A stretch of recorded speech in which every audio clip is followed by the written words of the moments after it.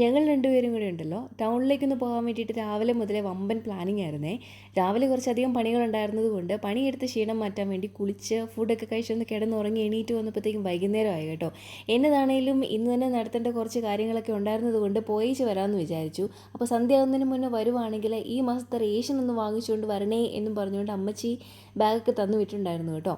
അപ്പോൾ എന്തായാലും എനിക്ക് ആദ്യം കുറച്ച് മെഡിസിനൊക്കെ ആയിരുന്നു വാങ്ങിക്കേണ്ടായിരുന്നത്. കോട്ടയ്ക്കലാണ് കയറിയത്. അവിടുത്തെ കഴിഞ്ഞിട്ട് ഞങ്ങളൊന്ന് ത്രെഡ് ചെയ്യാൻ വേണ്ടി കയറി. എനിക്ക് തോന്നുന്നു എൻ്റെ ഈ വശത്തെ രണ്ടാമത്തെ ത്രെഡിങ് ആണ്. എനിക്ക് ഭയങ്കര മടിയാണ് ത്രെഡ് ചെയ്യാനും എന്തെങ്കിലുമൊക്കെ ചെയ്യാൻ വേണ്ടിയിട്ട്. ഹെയർ കട്ട് ചെയ്തിട്ടാണെങ്കിൽ ഹെയറിൽ എന്തെങ്കിലും ചെയ്തിട്ട് തന്നെ രണ്ട് വശമാവാൻ പോകുന്നു കേട്ടോ. അത് കഴിഞ്ഞിട്ട് തിരിച്ചു പോരാൻ വേണ്ടിയിട്ട് വണ്ടിയെ കയറിയതായിരുന്നു കേട്ടോ. ഇത് അവളാണ് എന്നെ വലിച്ചു കയറ്റിയത് കടയിലേക്ക്. പ്രത്യേകിച്ച് നമുക്കൊന്നും വാങ്ങിക്കേണ്ട അത്യാവശ്യമൊന്നും ഇല്ലായിരുന്നു. എന്നാലും എല്ലാത്തിൻ്റെയും വിലയൊക്കെ ഒന്ന് ചോദിച്ച് മനസ്സിലാക്കിയിട്ട് പോകുന്നു കേട്ടോ. വാ പോവാന്ന് പറഞ്ഞുകൊണ്ടിരിക്കുന്നതുകൊണ്ടാണ് കേട്ടോ അവളുടെ ഫേസ് അങ്ങനെ ഇരിക്കുന്നത്. അപ്പോൾ അതും കഴിഞ്ഞിട്ട് പിന്നെ ഞങ്ങൾക്ക് കുറച്ച് ഗ്രോസറി ഐറ്റംസ് ഒക്കെ വാങ്ങിക്കാൻ വേണ്ടിയിട്ട് സൂപ്പർ മാർക്കറ്റിൽ ഒന്ന് കയറിയായിരുന്നു കേട്ടോ. മെയിനായിട്ടും കുറച്ച് വെജിറ്റബിൾസും ഫ്രൂട്ട്സും ആയിരുന്നു വാങ്ങിക്കാനുണ്ടായിരുന്നത്.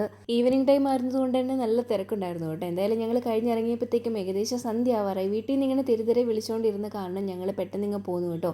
ഇവൾക്കാണെങ്കിൽ ഒരു കോഫിയൊക്കെ കുടിക്കാം മേടിച്ച് കൊടുക്കാം എന്നൊക്കെ പറഞ്ഞായിരുന്നു. പക്ഷെ അതൊന്നും നടന്നില്ല. പിന്നെ സന്ധ്യ ആയതുകൊണ്ട് റേഷൻ കടയിലും കയറണ്ട, നേരെ ഇങ്ങ് പോരേ എന്ന് പറഞ്ഞിരുന്നു. അപ്പോൾ എന്തായാലും നാളെ പോയി വാങ്ങിക്കാമെന്ന് പറഞ്ഞാൽ അത് സോൾവ് ചെയ്തു. പക്ഷേ ഇവൾക്കൊരു കോഫി വാങ്ങിച്ച് കൊടുക്കാൻ പറ്റാത്തത് കൊണ്ട് ചെറിയൊരു സങ്കടം. അതുകൊണ്ട് ഞാൻ വന്ന പാടെ ഡ്രസ്സ് പോലും മാറാതെ ഇതാ ഒരു കോഫി ഇടാൻ പോവാണ്. അപ്പോൾ അമ്മച്ചിക്കും വേണമെന്ന് പറഞ്ഞു ഒരു കാപ്പി. എന്നാൽ പിന്നെ ഞാനും ഒരു കാപ്പി കുടിച്ചേക്കാമെന്ന് വിചാരിച്ചു. അങ്ങനെ 3 പേർക്കുള്ള ഒരു കാപ്പി ഇടുമായിരുന്നു കേട്ടോ. അപ്പോൾ ഇതാ ഞങ്ങൾ രണ്ടുപേരും കൂടി ഇങ്ങനെ അടുക്കളയിൽ ചിരിച്ച് കളിച്ച് നിൽക്കുന്ന കണ്ടപ്പോഴത്തേക്കും അവന് കുശുമ്പ് കയറി. അവൻ കളിക്കാൻ വേണ്ടിയിട്ട് അവന് ടോയ് ഒക്കെ ആയിട്ട് വന്നു കേട്ടോ. അപ്പോൾ നമ്മുടെ കോഫിയൊക്കെ റെഡി ആയിട്ടുണ്ട്. ഇനി നമ്മൾ ഒന്ന് ഫ്രഷ് ആയിട്ട് വന്നിട്ട് കോഫിയൊക്കെ കുടിക്കാൻ പോവാണ് കേട്ടോ.